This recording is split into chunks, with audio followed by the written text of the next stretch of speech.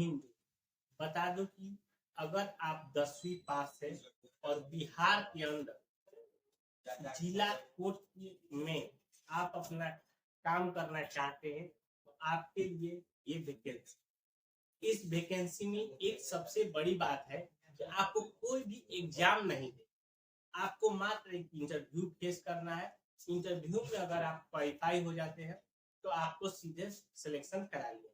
ठीक है, तो आज मैं इस वीडियो में पूरा डिटेल्स के साथ बताने वाला हूँ। इस तरह की वीडियो पाने के लिए हमारे चैनल को जो सब्सक्राइब।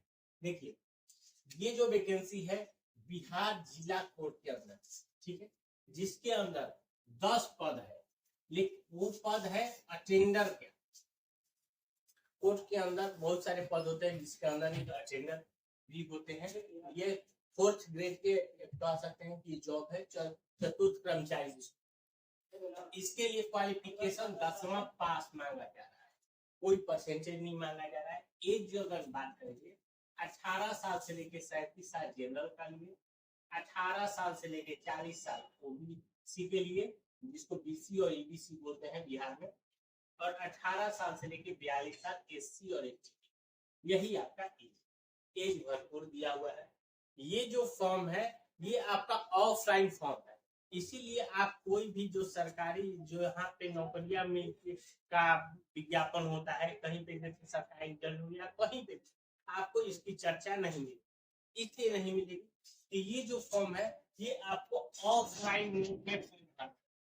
ऑफलाइन मोड में क्या होता है कि आपको फॉर्म को प्रिंट करना है, प्रिंट करने के बाद उसको हाथ से भरना है, भरने के बाद आपको इस पते पे जमा करना है। आप या तो बाय पोस्ट जमा कर सकते हैं या खुद से भी जाके जमा कर सकते हैं। इसका लास्ट डेट देखिए 8 अगस्त 2025 है। आज देखिए 2 तारीख हो गया, तो इसीलिए मैं आपको पास बहुत ही कम समय बचे। या तो आप इसको जल्द से जल्द भर के आप बाई पोस्ट करिए, या तो जाके आप वहां पे डायरेक्ट, ये पता है राजकीय ITI परिसर कुंवर सिंह चौक पन्हास बेगूसराय, यहीं पे जाके आपको जमा करना। इस फॉर्म में आपको कोई फीस नहीं लग रहा है, यानी कि फीस आपका 0 है। आपका फी वही लगेगा जो आपकी फोटोकॉपी करने में आपका फी। चलिए, अब इसमें देखिए हम बात करते हैं सिलेक्शन का। सिलेक्शन इसमें मैं पहले ही बोला कि आपको इसमें एग्जाम नहीं है। एग्जाम नहीं होगा तो भैया कैसे होगा? आप लोग जितने फॉर्म भेजेंगे उसमें से 50 फॉर्म को शॉर्टलिस्ट किया जाएगा। अब शॉर्टलिस्ट कैसे किया जाएगा? वो नंबर के बेस पे किया जाएगा। जिसका ज्यादा मार्क्स होगा 10वीं में, उसी के आधार पर उसके 50 लोगों को शॉर्टलिस्ट किया जाएगा। उस 50 को फिर आपको इंटरव्यू के लिए बुलाया जाएगा। जब आप इंटरव्यू क्वालिफाई करेंगे तो उसी में से जो 10% जो अच्छे से इंटरव्यू अपना देंगे, उन्हीं 10% को आगे ज्वाइनिंग कराया जाएगा, जो इस प्रकार के। यही इसका प्रोसेस है। ठीक है, तो ये अध्ययन। अब समझिए कि आपका जो मेन चीज है कि आपको जो ये डॉक्यूमेंट है उसमें साथ साथ क्या भेजना है। देखिए, सबसे पहला फॉर्म कहाँ मिलेगा?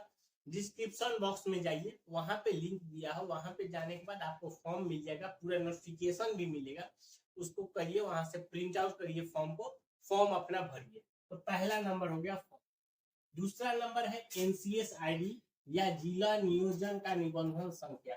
अब ये विज्ञापन संख्या उस पर जो लिखा होगा शायद उसको बोल रहा, तो वहां पे वो लिखा हुआ है आपके विज्ञापन। उसके बाद 10वीं का मार्कशीट या सर्टिफिकेट, इन दोनों को, मार्कशीट तो आप समझ ही रहे हैं, सर्टिफिकेट जो 1 साल बाद आपके स्कूल में आता है। जाति प्रमाण पत्र, अगर देखिए हो सके तो जो EWS कैंडिडेट है वो अपना EWS वाला सर्टिफिकेट भेजेंगे। जो BC और EBC है तो अगर उनके पास NCL होगा तो वो अपना NCL डालेंगे। ये ध्यान रखिएगा। तो ये हो गया। उसके बाद आपका निवास प्रमाण पत्र हो गया। उसके बाद चरित्र प्रमाण पत्र, जिसको पुलिस वेरिफिकेशन बोलते हैं, उसको भी आपको भेजेंगे। उसके बाद जिस ड्राइविंग लाइसेंस भी है, यानी कि कुल मिला के ये तो एक हो गया कि DL जिसके पास है, DL भी कंपलसरी डॉक्यूमेंट है, यानी कि DL भी देना है। तो एक तो जिसके पास DL नहीं है वो पर्सन तो ऐसे ही बाहर हो गया कंपटीशन से, उसका बात नहीं है। अब उसके बाद चिकित्सा प्रमाण पत्र, ये 8 डॉक्यूमेंट है, हो सके तो इसका फोटो खींच लीजिए और इसी 8 डॉक्यूमेंट को आप फॉर्म को प्रिंट करके फॉर्म के साथ अटैच करके एक आप A4 लिफाफा लेंगे, ठीक है। A4 लिफाफे पे टू में ये वाला पता दीजिएगा, राष्ट्रीय ITI परिसर कुंवर सिंह चौक पर पनहास बेगूसराय। इसको फॉर्म में आप अपना पता लिखिएगा। अगर आपको टाइम मिलेगा तो आप खुद से जाके वहां पे जमा करिएगा, या तो अगर यदि आपको भेजना है तो जल्द से जल्द इसको बाई पोस्ट करें, क्योंकि आपके पास मात्र अगर 8 अगस्त 2025 तक के शाम के 5 बजे तक आपका डॉक्यूमेंट वहां पहुंचेगा तो ही उसको एक्सेप्ट किया जाएगा। नहीं तो आप अगर मान लीजिए 9 को पहुंचता है तो वो फॉर्म आपका एक्सेप्ट नहीं किया जाएगा। इस बात का ध्यान।